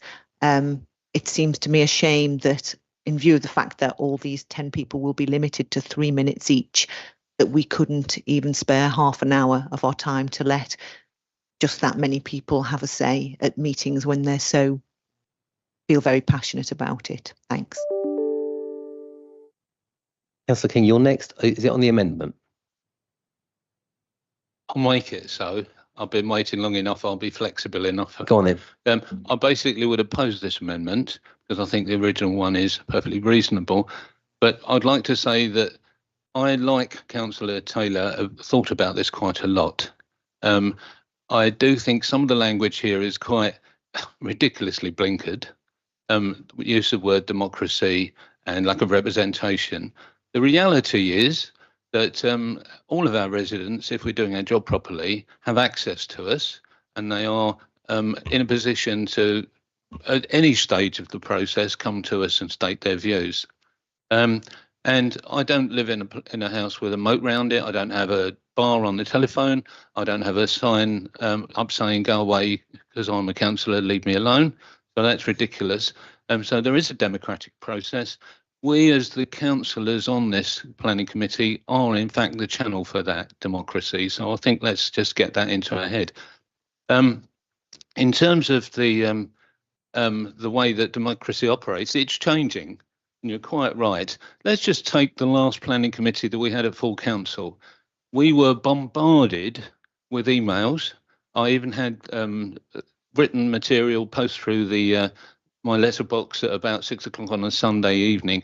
We are quite accessible So let's not get blinkered about that. So we were fairly well versed before we even got in this chamber, and we had a fairly good idea about the strength of feeling. But the other fact is that the councillors, I have been to council planning meetings where councillors have fully represented the views of their residents, even in some cases where they don't actually agree with it themselves. So we do a fairly good job in that regard. So the use of language like we don't represent people, that we're undemocratic, and that we don't get a balanced view into the chamber, I think is quite ridiculous. And the proposal for 5 or 6 speakers, I think perfectly balanced. And when you do put it into context, and so I would oppose this increase. Thank you. Thank you very much. Councillor Hudson, you're next. Is this on the amendment? It's on the amendment. Thank you. It's just to say that I will be voting against the amendment. It says here for parished areas, there'll be 5 speakers permitted plus the applicant and a representative of the relevant town or parish council. So that's actually 7 speakers. So we're not that far from 10 already. As someone on area 2 who's sat through 4.5 hours times 3 times 24 people saying the same things month after month after month, none of which pretty much was anything to do with planning law, but all to do with emotion. And planning is a very emotive topic. And it doesn't matter how emotive you are about an application. That's not something that one can refuse a planning application on. And unfortunately, no one ever turns up here to say, we want this to go ahead. They're all people who want us to turn it down on their behalf because they don't want it. And not wanting something is unfortunately not something that we can take into account when deciding whether the facts before us mean that a planning application should be approved or refused. So I will be voting against the amendment. Thank you. Thank you. Just got 2 more speakers. Councillor Palmer, did you want to speak on the amendment or no? Councillor Clokey on the amendment? Go ahead. Okay. Firstly, if Councillor Oakley is happy and with the agreement of the rest of the meeting, can I suggest a small textual amendment to, as well as change the limit from 5 to 10, to change the unparished limit from 6 to 11? I'm asking if the text of amendment can be changed if the meeting agrees it. This is a tidying up point if everyone's happy with it. On the substantive point, point's been made. This is only half an hour of the meeting, but since we're going from 5 to 10 anyway, it's actually 15 minutes of the meeting that we're talking about here. It's an extra 15 minutes plus a little bit of getting up and down faffing about, but under 20 total, which seems like a very reasonable amount of time. We're not going to see these again and again and again, as has been said, because other parts of this amendment mean that these speakers don't come back when an item is brought back because of a report. So it is an extra 15 minutes on the first time the item comes. And bearing in mind the amount of extra time that's being trimmed back in this, that seems relatively modest. Through you, Mayor, can I just clarify for all members that you are only allowed to consider 1 amendment at a time. You need to vote on this amendment, and if you want to consider other amendments, you need to do that after this one is determined. Thank you. Well, thank you for that point of clarification. I think we've exhausted the speaker list. Go ahead. Sorry, point of order. I was asking if Councillor Oakley would want to tweak the amendment under 611. Or 612. Again, through you, Mayor, members have debated an amendment. Changing the amendment after the debate does not give members the opportunity to properly debate the amendment. So the answer I would suggest is no. Okay, so we've got Councillor Oakley's original amendment seconded, and there are no other speakers on that. So all those in favour of Councillor Oakley's amendment, please vote.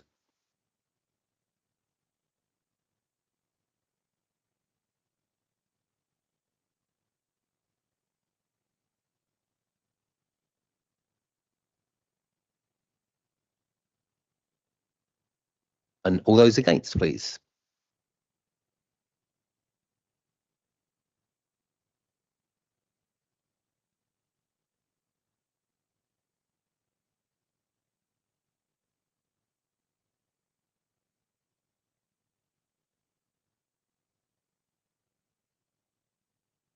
Okay, so the amendment's been lost, 23 votes against and 18 for.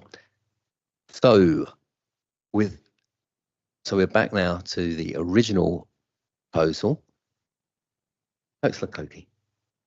First on point order, can I confirm, am I limited to raising one amendment? Or can I raise multiple amendments? Or propose, sorry.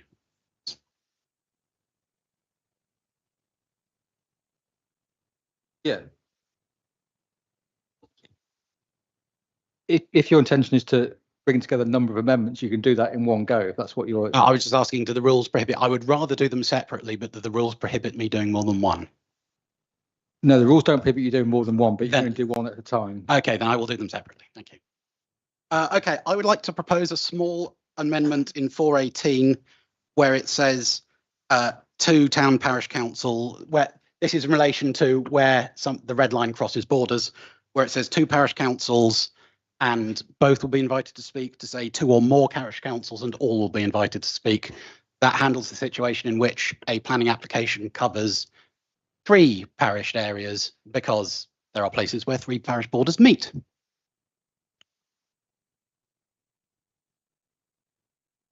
Do you have a seconder for that? Okay. So would anybody like to speak on the latest amendment from Councillor Clokey and seconded by Councillor Bolton? Or are you happy to vote on that now? Or just, can we agree that? We agreed. Excellent. So, as amended, we have Councillor Bolton's original proposal as amended, seconded by Councillor Coffin. I think Councillor Palmer, you was on the list to speak, so please go ahead.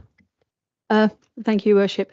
I will be supporting this point 3.4. As many of you know, in Area 2, we have had many long evenings. The last one that was mentioned where we had 24 speakers, I'm so pleased to see the point about the deferrals where there won't be public speaking, because we went through 24 speakers 4 times. And not only did we go through 24 speakers in 4 times, they were actually reading out the same pieces of speech every single time. So where we could have got through 3 or 4 applications in one evening, we spent 4 evenings, including an evening at council, listening to the same arguments. And I would also like to say that Councillor Rhodes, I really would like to have the opportunity for clarification from the chair for 2 speakers. On a number of occasions, there have been questions raised and we cannot go back to them, go to the agent or to question where information has come from. So I know that's not part of this particular thing, but maybe that's something we can raise at another time. But I really do support this. Thank you. Thank you very much. Councillor Clokey, is this on the... I would like to propose an amendment. I would like to propose in Councillor Borton's motion that we delete 3.4. Agree to the changes in public speaking in respect to blah, blah, blah. Do you have a seconder for that? Excuse me, Your Worship. Amendments to proposals or motions are not meant to negate the purpose of those proposals, and I would suggest that the amendment that's been moved would have that effect. If I may, as a point of order, it retains 3.1, 3.2, 3.3 and 3.5, so it doesn't negate the motion, only elements of it.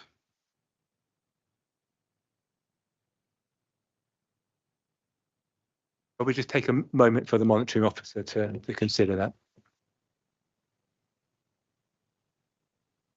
So they're just thinking about it. What would you like to speak about? I want to second the amendment from Councillor Cokey.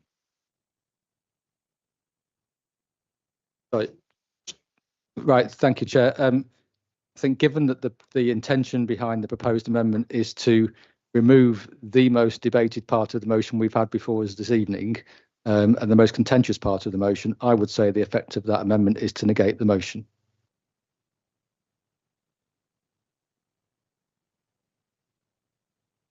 Sorry, did you want to? In that case, can I ask for an amendment to remove everything other than 3.4? So that we can have a separate, we will have a separate vote on 3.4, isn't it? Since that's the core part that apparently would negate the motion if we removed it. Right. How does that work?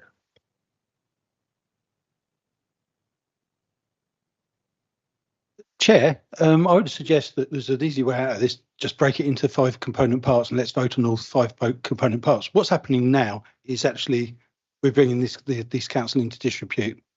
We are becoming a laughing stock.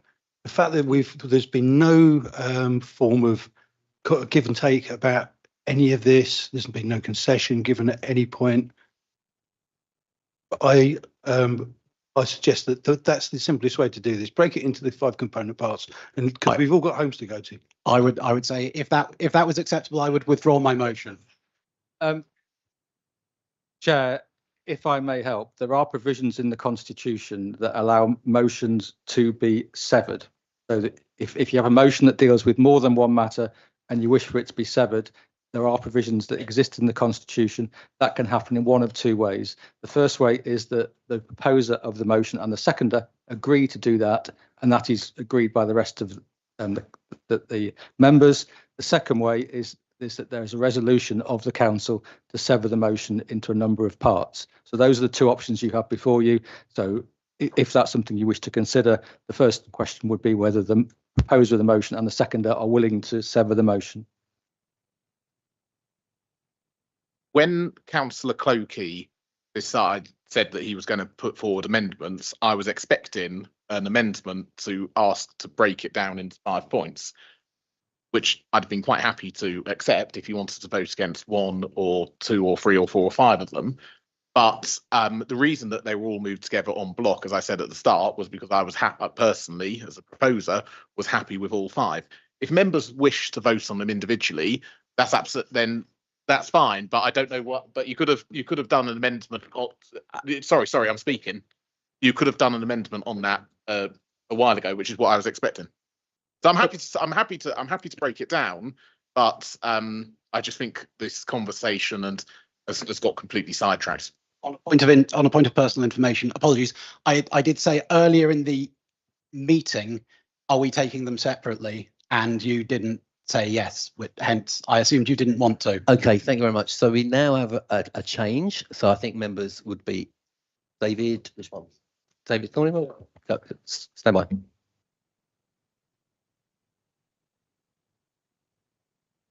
I formally propose that we take them one at a time, which, with respect, is what I suggested immediately after because it then went on. Well, I think we're there, Councillor Thornhill. Well, thank you very much. So it has been proposed and seconded, and we're going to take it. It was Councillor Coffin. Thank you. As a seconder of the original motion, yeah, of course, I'm happy that we take this individually. Thank you. Thank you. Okay, so a move. Did you want to say anything else, Councillor Bourne?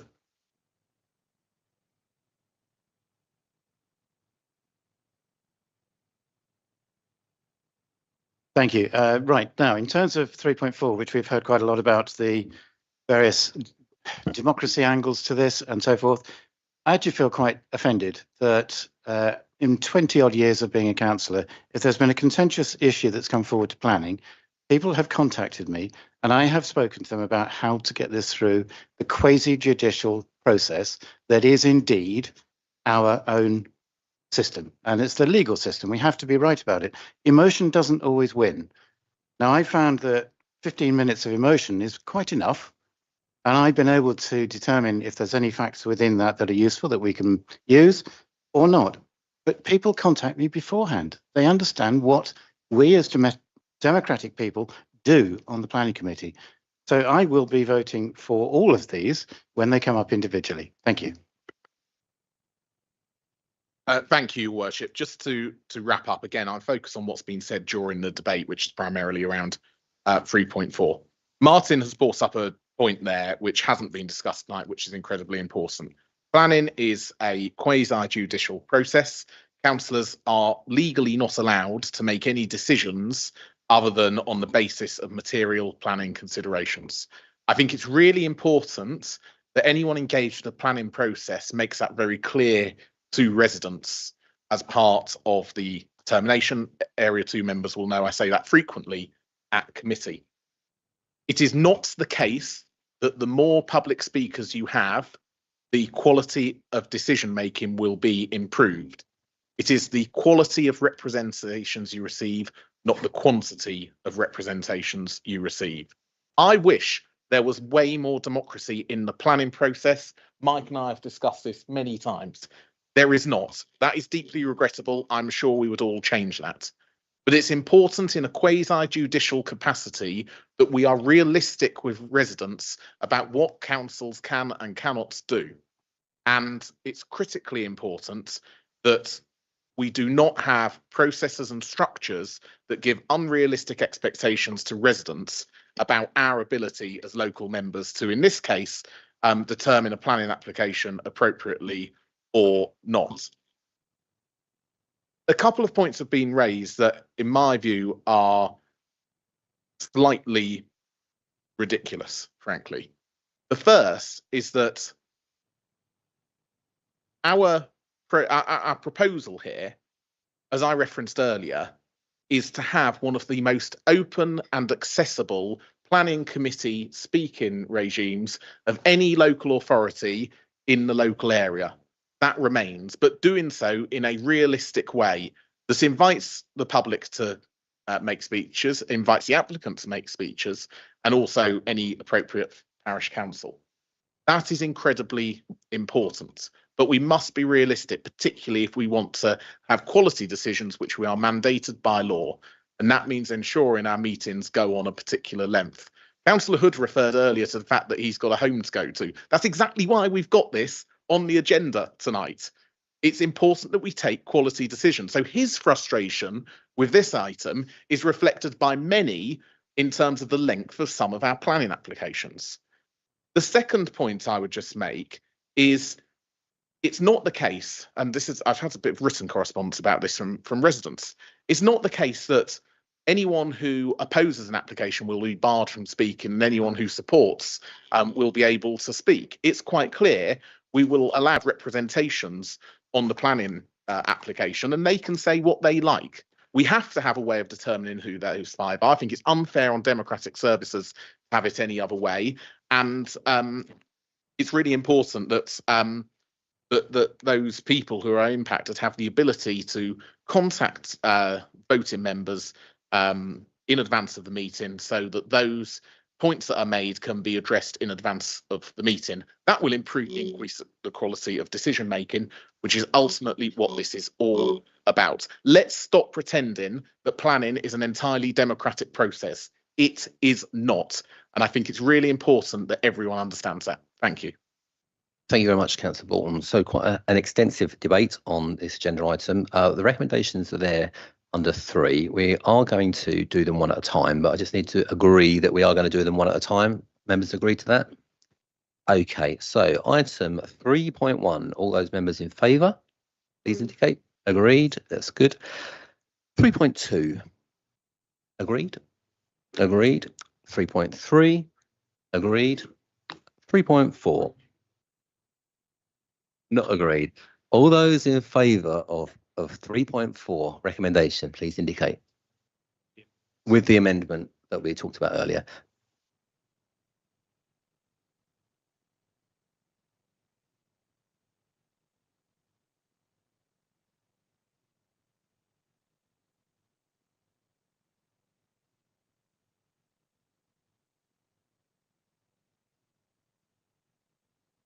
Okay, so it's 23 in favour, so that is carried. Item. Sorry, what have we got for against? Oh, right, okay. So have we got any abstentions? Any abstentions? No.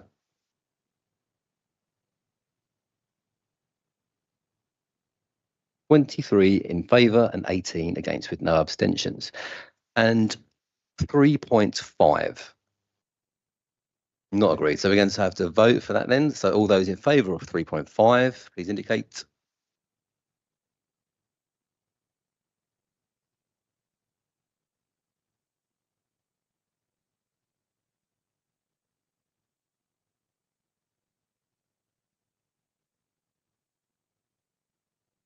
Okay, all those in favour, all those against?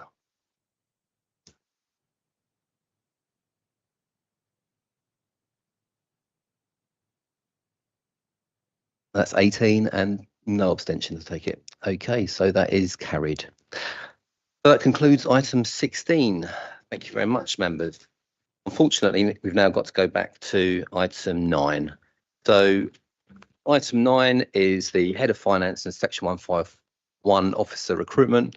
And I think the Chief Executive is going to introduce this for us. Thank you, Worship. Members, following a very rigorous external recruitment process for the new post of Head of Finance and Section 151 Officer, I'm pleased to confirm that Paul Warden has been selected for this post, subject to ratification by full council.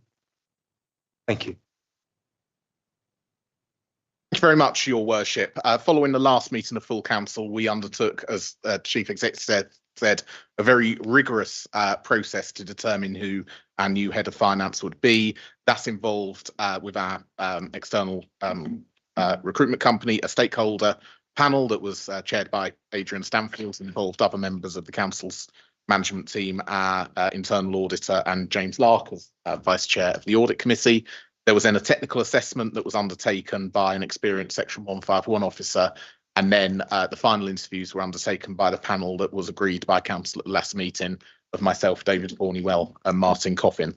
What was very clear during that process was that Paul Warden is an exceptional officer who has got a great grasp of technical detail that is required as part of the Section 151 officer role, and a real dedication to our community and to this council, and is somebody who is looking to make the step up into a head of finance role, and certainly has the capability of doing so.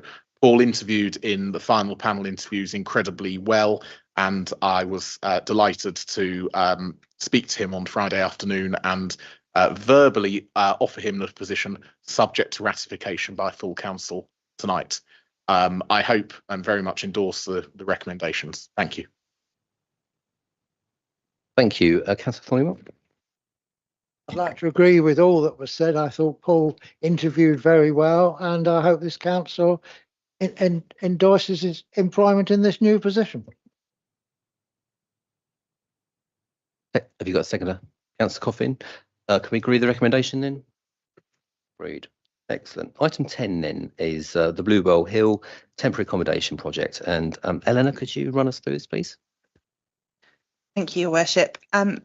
The report before members this evening is specifically to approve the capital plan evaluation for the temporary accommodation project at Bluebell Hill. As members will be aware, the project has already been discussed, the detail of the project at Housing and Planning Scrutiny Select Committee, and that was referred to Cabinet on the 3rd of June. The final version of the capital plan evaluation documentation is attached to this report. There have been some amendments since it was previously presented. And that's all I really want to say in introduction to this report. Thank you. Councillor Wharton.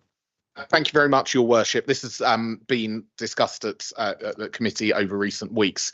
This is a really exciting project for the council. We have a real opportunity in the north of the borough to deliver local homes for local people in a really innovative way.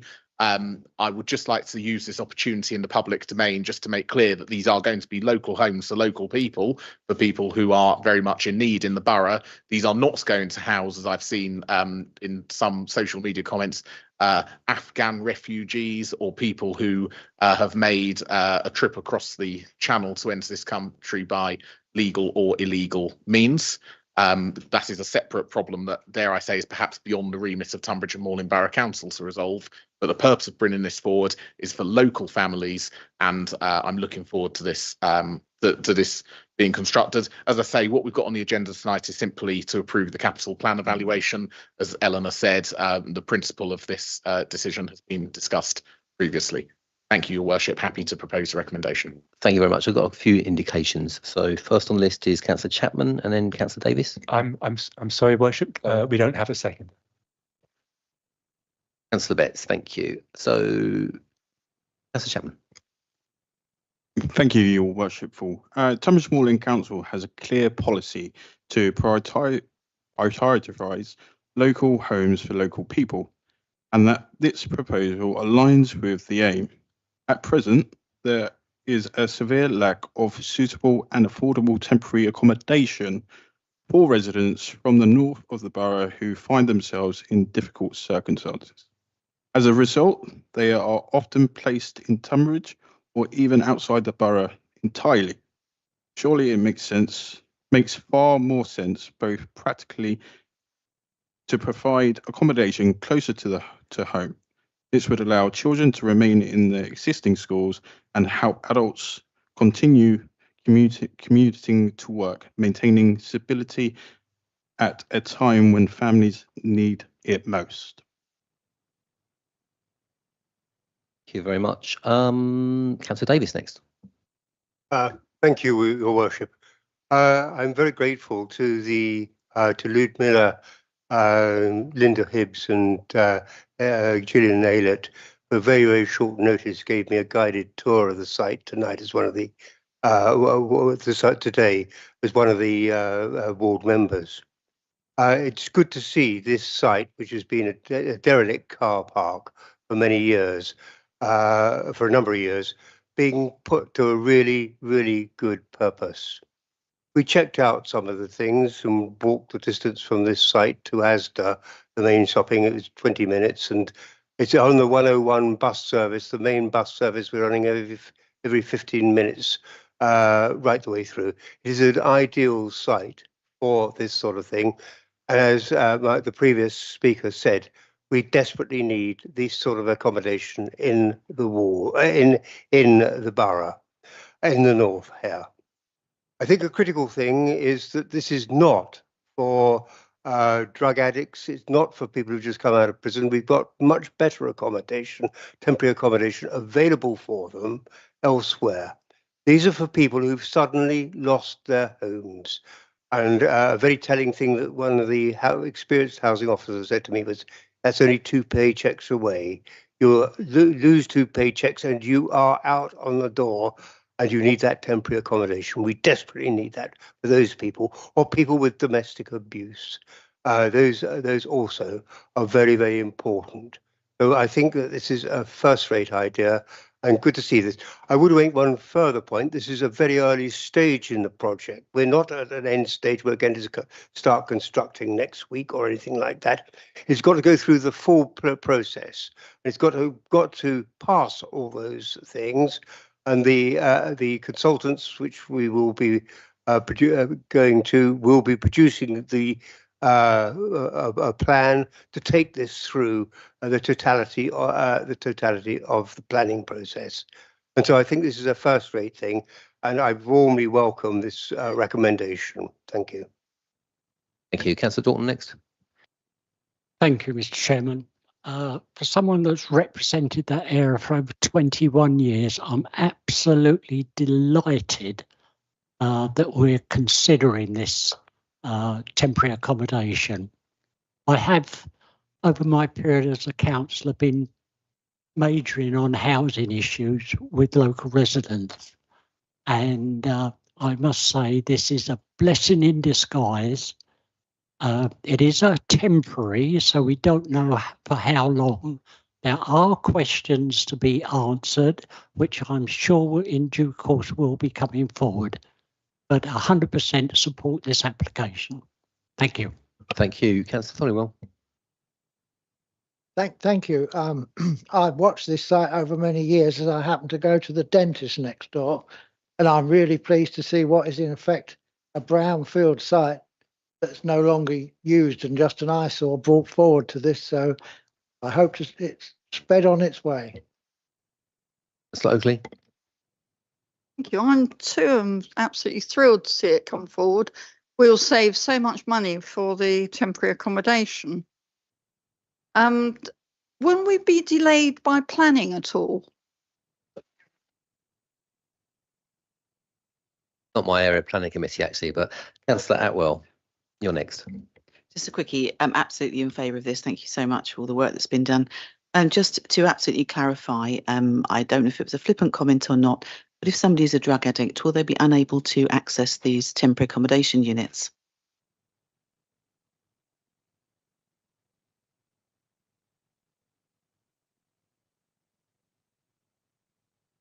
If I could pick up on a couple of those comments. Firstly, Councillor Oakley, the project team, which is across the council, so we've got property officers, housing officers involved in that, are already in early discussions with our colleagues in planning.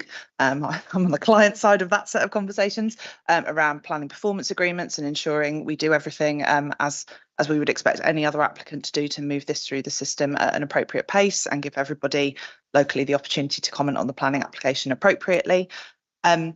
We don't rule anybody out of our temporary accommodation on the use on the basis of addiction, Councillor Atwell, but we do fully risk assess every single placement that we make, both in terms of their own needs and the needs of households that are placed in close proximity to them, to ensure that we can manage all of those potential risks that may occur with households who find themselves in these situations.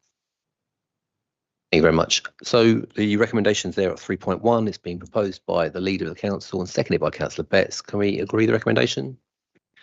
Thank you very much. So moving on to item 11, which is the Riverside Route Lighting Project for Tunbridge. Cabinet of 3rd of June 2025 recommends that the Riverside Route Lighting Project be transferred to List A of the Capital Plan. Leader of the council. It's been discussed at Finance, Regeneration and Property and at Cabinet.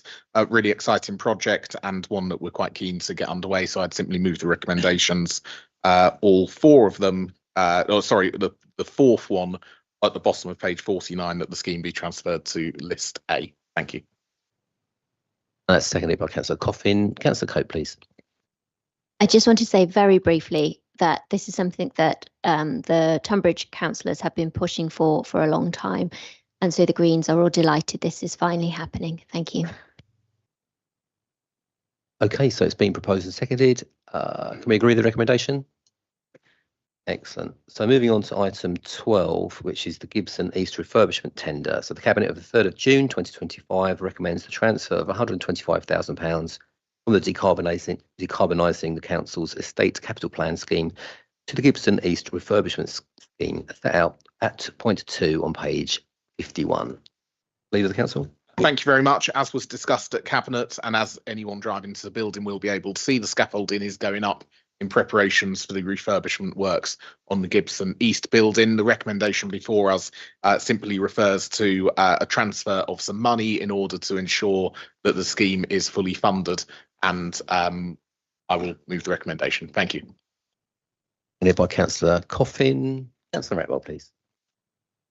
Sorry, yes, all in favour of this scheme being fully funded. I just wondered what the removal of the 1.25 thousand from the decarbonising plan will mean we don't do instead.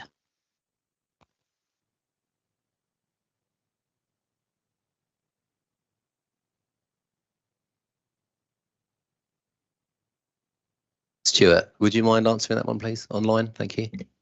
Yeah, thank you, Your Worship. Yes, it won't stop the council from doing anything. In the background papers for Cabinet, it just detailed the fact that we've been able to lever in some external grant funding to support the Larkfield Leisure Centre scheme. So it enabled the council to move its own funding into this scheme. So no overall increase in costs for the authority. Thank you very much.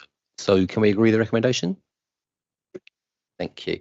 So item 13 is the statement of the licensing policy for 25 to 2030.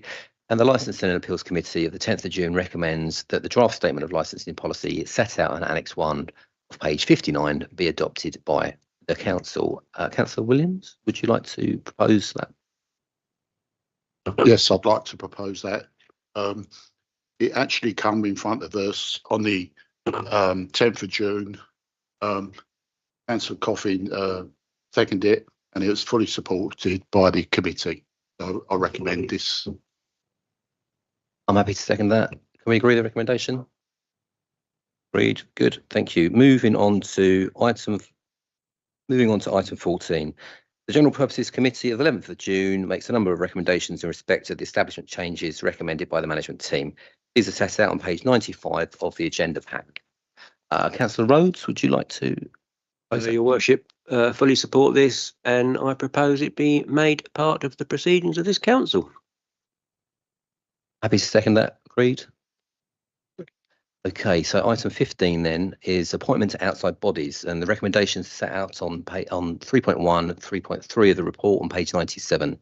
And it seeks the approval to add Southern Water Local Authority Stakeholder Group to the outside bodies, schedule as an annual appointment, appoint Councillor King as the Borough Council's outside body representative to this organisation, and appoint Councillor Chapman as the Borough Council's outside body representative to patrol. So, Leader of the Council, please. To propose as you've set out, Your Worship. Happy to second. Council, yep. Okay, we've got it seconded. Can we agree the recommendation? Excellent. So we've done 16 already. Right. So moving on to matters for information now. So changes to cabinet portfolio. A decision taken by the leader in respect of changes to the cabinet portfolios is attached at page 113. Has anybody got any comments? Leader of the Council, anything from you? Nothing further to add. This simply authorises what's agreed at annual council with new portfolios. Okay, thank you. So that's noted. Good. Item 18 is the minutes of the Cabinet and Committees. Minute book volume 3 has been published as a supplement. As this is a matter for information, can I ask you to receive and note those? Item 19 is the sealing of documents. So can we seek agreement the authority can be given for the common seal of the council to be affixed to any instrument to give effect to a decision of the council incorporated into these minutes and proceedings? Thank you very much. Okay, so I'm going to move on item 20. I'm going to move that the press and public be excluded from the remainder of the meeting as the following items disclose exempt information in relation to financial or business affairs, legal privilege, and an individual. Do I have a seconder for that? Leader of the Council, can we agree that? Great. So moving on to item, can we just turn the YouTube channel off? No, can you confirm when the YouTube has stopped streaming, please? Thank you very much. So we're going on to item 21, which is the